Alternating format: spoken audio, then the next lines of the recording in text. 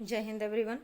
मैं साधना द्विवेदी आप लोगों का श्री राम पब्लिक स्कूल के ऑनलाइन क्लास में हार्दिक स्वागत है।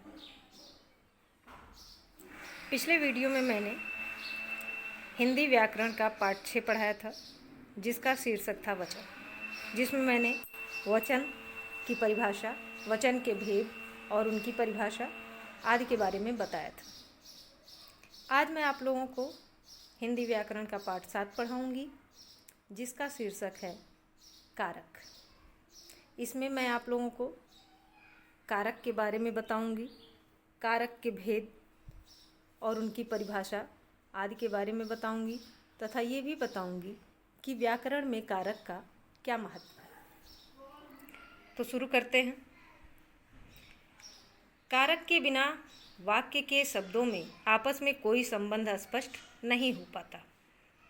कारक की परिभाषा।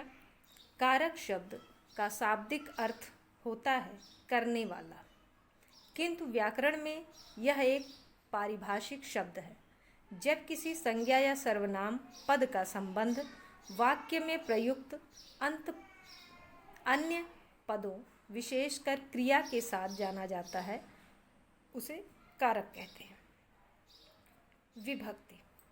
कारक को प्रकट करने के लिए संज्ञा या सर्वनाम के साथ जो चिन्ह लगाया जाता है उसे विभक्ति कहते हैं। प्रत्येक कारक का विभक्ति चिन्ह होता है, किंतु हर कारक के साथ विभक्ति चिन्ह का प्रयोग हो यह आवश्यक नहीं है। कारक के प्रकार। हिंदी में कारक के 8 प्रकार होते हैं। सबसे पहले कर्ता कारक, फिर कर्म कारक, तीसरा करण कारक, चौथा संप्रदान कारक, पांचवां अपादान कारक, छठवां संबंध कारक, सातवां अधिकरण कारक, आठवां संबोधन कारक। कारक के 8 भेदों को आप विभक्ति सहित याद कर सकते हैं। जैसे कर्ता ने कर्म को करण से, संप्रदान के लिए अपादान से, संबंध का, के, की, रा, रे, री, अधिकरण में, पर, संबोधन हे, अरे, हो। तो ये आपके कारक के भेद हैं। अब देखिए कर्ता कारक की परिभाषा। कर्ता कारक का विभक्ति चिन्ह ने है। संज्ञा या सर्वनाम का वह रूप जो क्रिया के करने वाले का बोध कराता है, अर्थात क्रिया के करने वाले को कर्ता कहते हैं। कर्ता कारक कहते हैं। कर्ता कारक का विभक्ति चिन्ह ने है। ने विभक्ति का प्रयोग कर्ता कारक के साथ केवल भूतकालिक क्रिया होने पर होता है, अतः वर्तमान काल, भविष्यत काल तथा क्रिया के अकर्मक होने पर ने विभक्ति का प्रयोग नहीं होगा। जैसे अभिषेक पुस्तक पढ़ता है, तो इसमें अभिषेक जो है वो कर्ता कारक है। अभी कौन काम कर रहा है? इसमें अभिषेक काम कर रहा है। तो अभिषेक पुस्तक पढ़ता है, इसमें ने का प्रयोग नहीं हुआ है। ये वर्तमान काल में हो रहा है काम, इसलिए यहाँ पे ने का प्रयोग नहीं हुआ है। गुंजन हंसती है, यहाँ हंसने का काम कौन कर रहा है? गुंजन कर रही है, तो गुंजन जो है वो कर्ता कारक होगी। वर्षा गाना गाती है, वर्षा गाना गाती है, यहाँ गाना गाने का काम वर्षा कर रही है, अतः वर्षा जो है वो कर्ता कारक है। आलोक ने पत्र लिखा, यहाँ इस वाक्य में ने का प्रयोग हुआ है, क्योंकि ये जो वाक्य है ये भूतकाल में है। आलोक ने पत्र लिखा, जो आलोक है वो पत्र लिख चुका है, इसलिए यहाँ पे ने विभक्ति का प्रयोग हुआ है। तो आलोक जो है वो कर्ता कारक है और ने उसका विभक्ति चिन्ह है। दूसरा आपका है कर्म कारक। कर्म कारक का चिन्ह को होता है। वाक्य में जिस शब्द पर क्रिया का फल पड़ता है उसे कर्म कारक कहते हैं। कर्म कारक का विभक्ति चिन्ह है को। कर्म कारक शब्द सजीव हो तो उसके साथ को विभक्ति लगती है, निर्जीव कर्म कारक के साथ नहीं। मतलब जो कर्म कारक होता है वो जब अगर सजीव होता है तब उसके साथ को विभक्ति प्रयोग होगा, अगर वो निर्जीव कर्म कारक के साथ है तो वो नहीं प्रयोग होगा। जैसे राम ने रावण को मारा, राम भी सजीव है और रावण भी सजीव है। तो राम ने रावण को मारा, यहाँ रावण को जो है वो कर्म कारक है। नंदन दूध पीता है। अब नंदन दूध को पीता है ऐसा लिखना गलत होगा, क्योंकि दूध जो है वो सजीव नहीं है, निर्जीव पदार्थ है। तो यहाँ पे नंदन दूध पीता है, ये कर्म कारक है।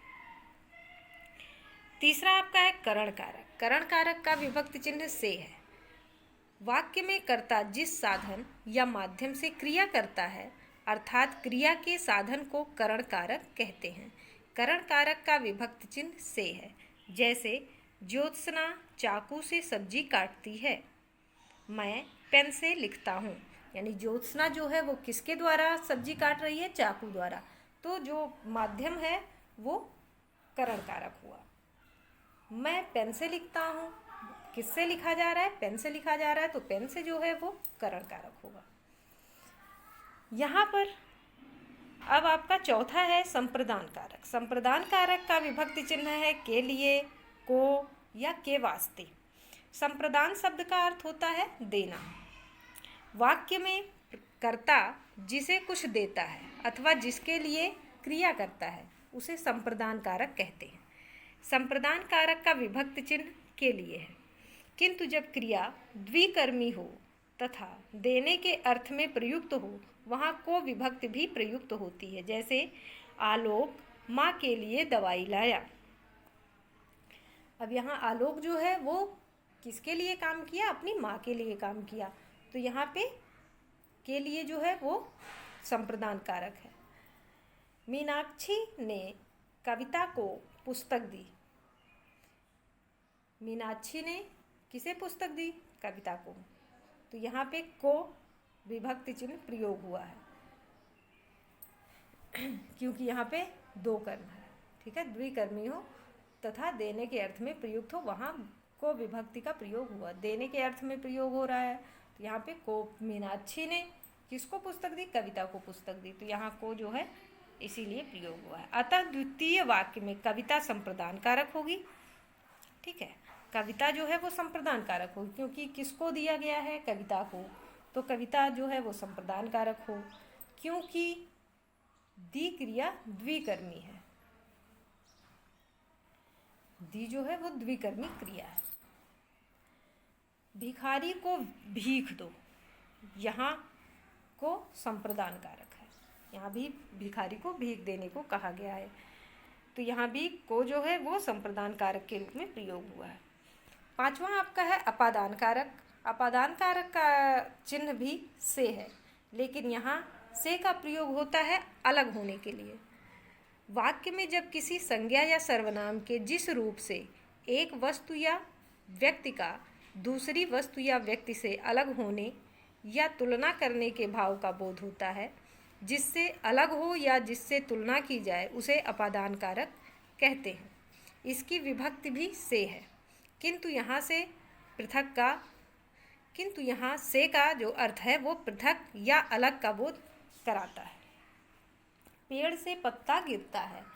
अब जो पत्ते हैं वो पेड़ से अलग हो गए हैं, तो यहाँ पे जो है से का प्रयोग अपादान कारक के लिए हुआ है। कविता सविता से अच्छा गाती है, यहाँ पे तुलना हुआ है, तो यहाँ पे जो तुलना हुआ है इसलिए यहाँ पे से का प्रयोग हुआ है और ये अपादान कारक है। छठा आपका है संबंध कारक। संबंध कारक का विभक्ति चिन्ह है का, की, के, रा, री, रे, ना, ने, ने। तो जब वाक्य में किसी संज्ञा या सर्वनाम का अन्य किसी संज्ञा या सर्वनाम से संबंध हो, जिससे संबंध हो, उसे संबंध कारक कहते हैं। इसके विभक्ति चिन्ह का, के, की, रा, रे, री, ना, ने आदि हैं। जैसे यथा यानी जैसे अजय की पुस्तक गुम हो गई। अब पुस्तक किसकी थी? अजय की थी। तो यहाँ पे जो संबंध है वो पुस्तक से किसकी है? अजय की है, तो यहाँ पे संबंध कारक। तुम्हारा चश्मा यहाँ रखा है। अब यहाँ पे रा आ गया, यहाँ पे की का प्रयोग हुआ, अजय की, यहाँ पे तुम्हारा रा हो गया। तो तुम्हारा चश्मा यहाँ रखा है, किसका चश्मा है? तुम्हारा। तो तुम्हारा जो है वो संबंध है। अपना कार्य स्वयं करो, ना, यहाँ पे ना का प्रयोग हुआ है, अपना कार्य स्वयं करो। सातवां आपका है अधिकरण कारक। अधिकरण कारक का विभक्ति चिन्ह में, पर, पे आदि होते हैं। वाक्य में प्रयुक्त संज्ञा या सर्वनाम के जिस रूप से क्रिया के आधार का बोध होता है, यानी क्रिया जहाँ पर हो रही हो उसका बोध हो, उसे अधिकरण कारक कहते हैं। इसके विभक्ति चिन्ह में, पे, पर है। पक्षी आकाश में उड़ रहे हैं, अब कहाँ पर उड़ रहे हैं? तो वो आकाश में उड़ रहे हैं, तो आकाश जो है वो अधिकरण कारक है। में जो है वो विभक्ति चिन्ह है। मेज पर पुस्तक पड़ी है, मेज पर जो है यहाँ पे विभक्ति चिन्ह है, और मेज जो है वो अधिकरण कारक है। आठवां है संबोधन कारक। संबोधन कारक का जो विभक्ति चिन्ह है वो हे, ओ, अरे। वाक्य में जब किसी संज्ञा या सर्वनाम को पुकारा या बुलाया जाता है, अर्थात जिसे संबोधित किया जाए। संबोधन का मतलब होता है किसी को बुलाना, जिसे संबोधित किया जाए उसे संबोधन कारक कहते हैं। संबोधन कारक के विभक्ति चिन्ह है हे, ओ, अरे। संबोधन कारक के बाद संबोधन चिन्ह या अल्प विराम लगाया जाता है, जैसे हे प्रभु रक्षा करो। हे प्रभु के बाद ये चिन्ह है, उसके बाद रक्षा करो। अरे, अरे मोहन यहाँ आओ, तो ये आपका जो है अरे या हे, ये जो है ये संबोधन कारक के विभक्ति चिन्ह है। यहाँ पे मोहन है संबोधन के लिए संबोधन कारक, और वहाँ पे प्रभु यानी ईश्वर। विशेष सर्वनाम में कारक 7 ही होते हैं, इसका संबोधन कारक नहीं होता है।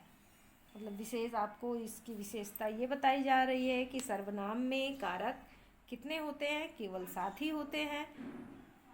क्यों? क्योंकि इसमें जो संबोधन कारक होता है वो नहीं होता है। अब इस पाठ से संबंधित कुछ प्रश्न पूछे गए हैं, जिन्हें आप अपनी उत्तर पुस्तिका में लिख लीजिएगा और याद भी कर लीजिएगा। साथ ही इस पाठ में जितने भी टॉपिक हैं उन पे जो भी प्रश्न बनता है उन्हें भी बनाकर अपनी उत्तर पुस्तिका में उत्तर सहित लिख लीजिएगा। कारक किसे कहा जाता है? कारक के सभी भेदों के नाम बताओ, सबका एक एक उदाहरण भी दो। सभी कारकों के विभक्ति चिन्ह लिखो। करण कारक और अपादान कारक में अंतर स्पष्ट करो। तो करण कारक और अपादान कारक में अंतर हम बताए हैं। करण कारक जो होता है वो उसमें भी विभक्ति चिन्ह से होता है, लेकिन उसमें से का प्रयोग माध्यम अथवा के द्वारा के लिए होता है, और अपादान कारक में से का प्रयोग अलग होने के अर्थ में होता है। दोनों लिखने के बाद, जैसे इसका उत्तर अगर आपको लिखना है तो आप ऐसे लिखोगे कि करण कारक का विभक्ति चिन्ह से है, किंतु इसका प्रयोग के द्वारा अथवा माध्यम के रूप में होता है, जबकि अपादान कारक का विभक्ति चिन्ह, जबकि अपादान कारक का भी विभक्ति चिन्ह से है कि लेकिन इसका प्रयोग अलग होने के अर्थ में होता है। इसके बाद उदाहरण लिख के दोनों के उदाहरण लिख दीजिएगा। निम्नलिखित वाक्यों में रंगीन छपे पदों के कारक बताने हैं आपको। मंत्री जी ने भाषण दिया। अब मंत्री जी ने, यहाँ भाषण नहीं है, यहाँ पे कुछ ये जो भाषण है ये भाषण नहीं होगा, मंत्री जी ने होगा। तो मंत्री जी, यहाँ पे आपको बताना है कि भाषण किसने दिया? मंत्री जी ने। यहाँ पे कारक कौन सा होगा? ने विभक्ति चिन्ह प्रयोग हुआ है। ने किसका है? कर्ता कारक का विभक्ति चिन्ह है। काम कौन कर रहा है? मंत्री जी कर रहे हैं। तो यहाँ पे मंत्री जी ने भाषण दिया, यानी ये भूतकाल की क्रिया है, इसलिए यहाँ ने का प्रयोग हुआ है। तो यहाँ पे होगा कर्ता कारक। ठीक। चंदर घर से भाग गया। अब चंदर जो है वो घर से भाग गया, यानी घर से दूर हो गया, घर से अलग हो गया। तो अलग होने का प्रयोग जो होता है वो किस कारक में होता है? अलग होना अपादान कारक में होता है। अपादान कारक यानी ये जो दूसरा है वो अपादान कारक होगा। चंदन ने मिठाई खाई, चंदन ने मिठाई खाई, तो यहाँ भी चंदन जो है वो काम कर रहा है। क्या काम कर रहा है? खाने का काम कर रहा है। तो और विभक्ति चिन्ह का भी प्रयोग हुआ है। अब जिस विभक्ति चिन्ह का प्रयोग हुआ है आपको पता ही है, ने किसका है? कर्ता कारक का है। काम कौन कर रहा है? यहाँ कर्ता कारक यानी चंदन कर रहा है, तो ये भी कर्ता कारक होगा। हम कार से मसूरी जाएंगे, हम कार से मसूरी जाएंगे, यानी कि कार से, कार के द्वारा, यहाँ से का प्रयोग के द्वारा के रूप में हुआ है। तो यहाँ पे जो होगा वो करण कारक होगा। गंगा हिमालय से निकलती है, गंगा जो है वो हिमालय से निकलती है, यानी जो गंगा है वो हिमालय से निकल के दूर हो जाती है, यानी यहाँ जो है वो अपादान कारक होगा। ठीक, अब आपका आगे है विभक्ति चिन्ह संबंधी अशुद्धियां दूर करके वाक्य पुनः लिखो। विभक्ति चिन्ह यानी आपको विभक्ति चिन्ह याद होने होंगे। जब याद होंगे तभी आप विभक्ति चिन्ह का विभक्ति चिन्ह को शुद्ध रूप से लिख पाएंगे। तो इसके लिए आपको याद रखना होगा, कर्ता ने कर्म को करण से, संप्रदान के लिए अपादान से, संबंध का, के, की, रा, रे, री, ना, ने, नी, संबंध अधिकरण में पर, अधिकरण में पर, और संबोधन है और ये हो गया। अब है राजीव ने नीरज पर पीटा।